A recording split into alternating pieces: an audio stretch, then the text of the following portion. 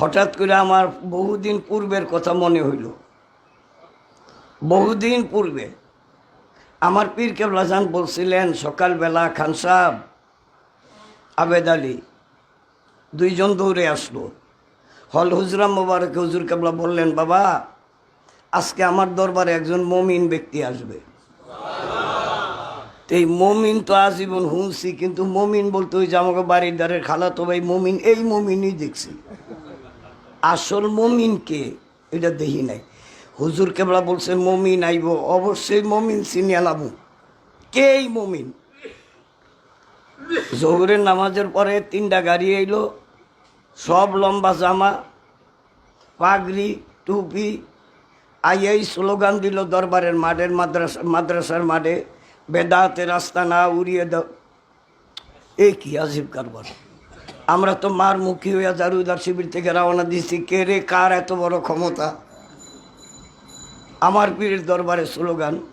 এর মধ্যে 2জন ডাইকা, একজন হলো আবুল, আরেকজন কে যেন ভিতরের হুজুর শরীফের ডাইকা কয় কিছু বললেন না।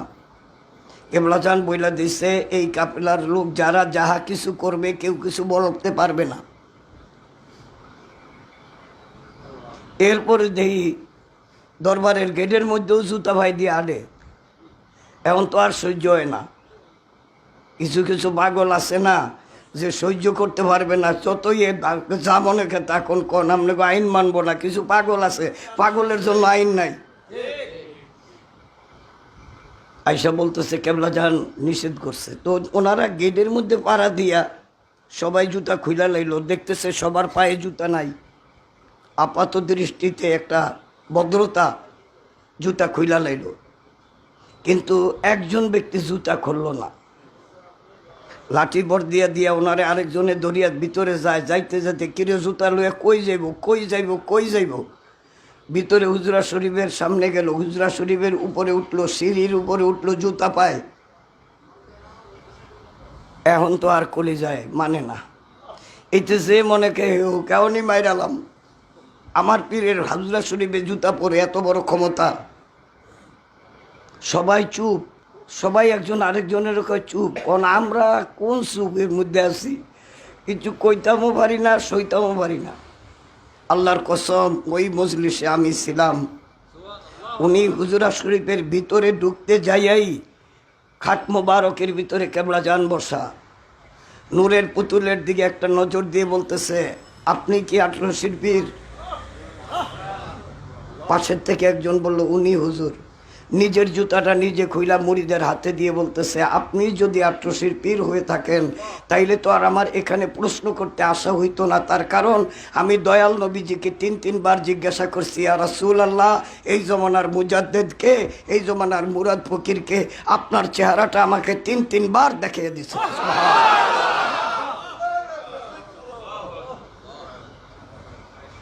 কেবলা জান হুজুর পাকের যত কাছে যায় তত নরম হয়ে যায়, মনে হলো লীন হয়ে গেল।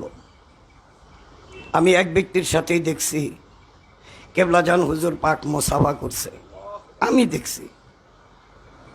অন্য কারোর সাথে করছে কিনা সেটা তার ব্যাপার, ভাগ্যের ব্যাপার।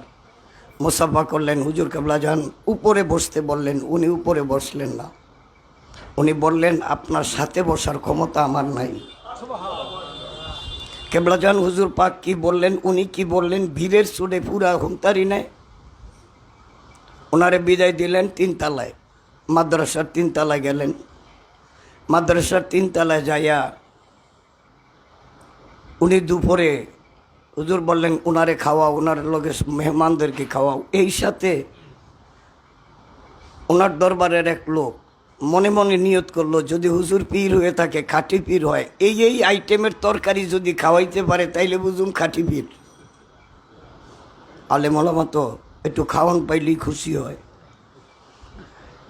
উনি খাওয়ার পরে বলতেছে, উনি যে আল্লাহর ওলি এতে সন্দেহ নাই।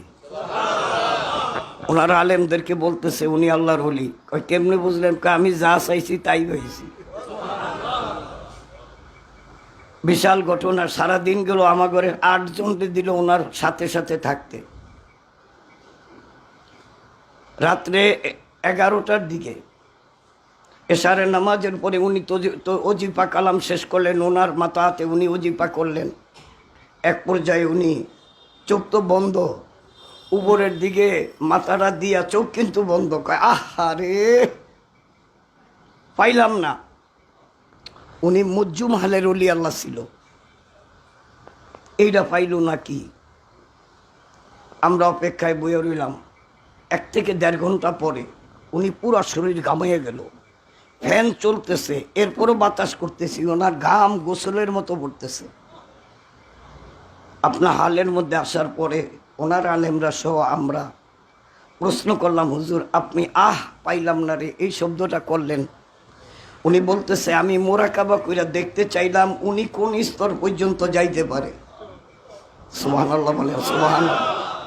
আপনাদের পীর কোন স্তর পর্যন্ত যাইতে পারে, বেলায়েতের মাকাম, বেলায়েতে সোগরা, বেলায়েতে কোবরা, উলিয়া, উলিল আজম ইত্যাদি ইত্যাদি ইত্যাদি ইত্যাদি করতে করতে কোন কামালাতে নবুয়ত, হাকিকতে সলাত, হাকিকতে কোরআন, হাকিকত কাবা, এই বিভিন্ন দায়রাগুলি কিভাবে অতিক্রম করে আমি জানতে চাইলাম। আমি মোরাকাবা কইরা পথের মধ্যে বসে রইলাম, আমি চট করে দেখলাম যে উনি উপরের দিকে যাইতেছে। সুবহানাল্লাহ। যা আমি ওনারে ধরার জন্য চেষ্টা করলাম, আমি পারলাম না। এক পর্যায়ে উনি কই গেল আমার চোখের দৃষ্টির আড়ালে যখন চলে গেল, তখন আমি বললাম যে পারলাম না ধরতে। কেবলাজান হুজুর পাককে পরের দিন উনি বললেন যে হুজুর, সুবহানাল্লাহ কইতেন না, যার দরবারে আয়া স্লোগান দেয় হ্যাঁ রে, কই হুজুর। কেবলাজান হুজুর বললেন, কিছু বলবেন? কয় আপনি যেখানে গেছেন আমার একটু এই মাকামে নিয়ে যাইতে পারেন? হুজুর কেবলাজান বললেন, এই মাকামে যাওয়ার জন্য 2 জন ব্যক্তি আল্লাহর পক্ষ থেকে সিলেক্টেড। একজন হলো আখরি জমানার নবী রাহমাতাল লিল আলামিন, আর শেষ জমানায় এই অদম মিসকিনকে আল্লাহ তাআলা দয়া করিয়া সেই মাকামটা দান করছেন। এই দুনিয়ার মানুষ কে বুঝলো আর না বুঝলো, কে মানলো আর না মানলো, আমার পীরের ক্ষমতা কি, আমার পীর কোন স্তরের অলি, এটা বুঝতে হলে কিছুদিন পরে যে ঘটনা ঘটবে, এই ঘটনার মাধ্যমে সারা পৃথিবী জানতে পারবে, ঠিক কিনা? আমাকে চালান আছে, ব্যবসা করতে কোনো চিন্তা নাই। কে কি বলল, কে কি বলল না, এটা আমাদের বুঝারও ব্যাপার না, আমাদের চিন্তারও ব্যাপার না।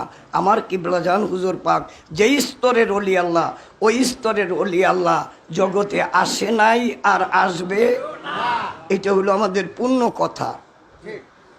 এই পীরের কদমে আইসা আমরা পবিত্র জুমার নামাজ আদায় করতে পারলাম, আল্লাহ তাআলা যে সুযোগ করে দিলেন, এই জন্য সকলে বলুন আলহামদুলিল্লাহ।